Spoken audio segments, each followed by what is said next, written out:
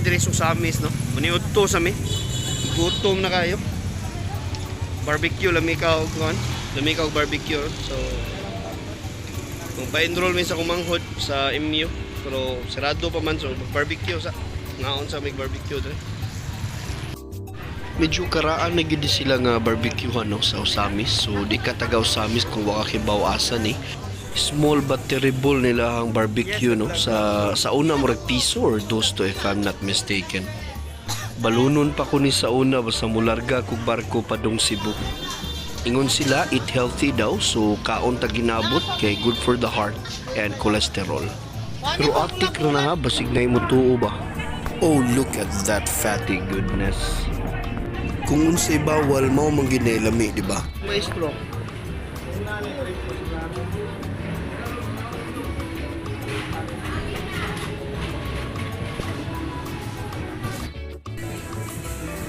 Medyo dili naman crispy.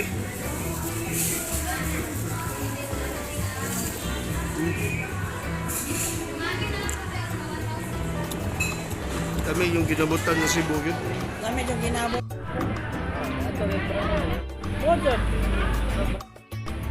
Sana abot ang 3 pesos mo.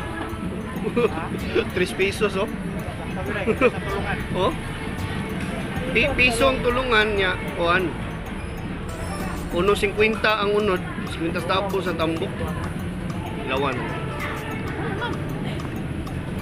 Magyabang eh.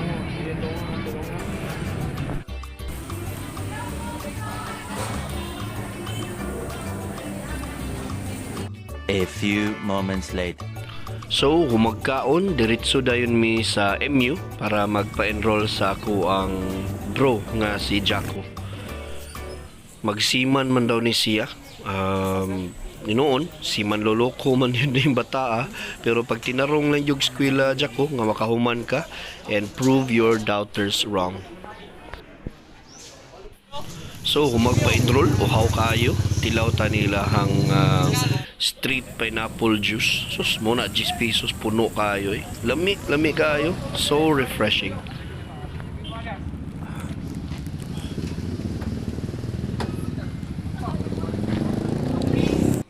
Before mo uli, palit sa mig panremi.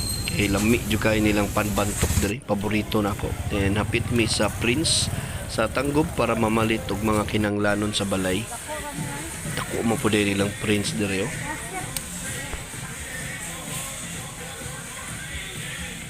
Then bundak din kusukay nga ulan, ang mga basakan no mura nagdagat. So mao ra to, short vlog lang. Thank you for watching everyone. Keep safe always.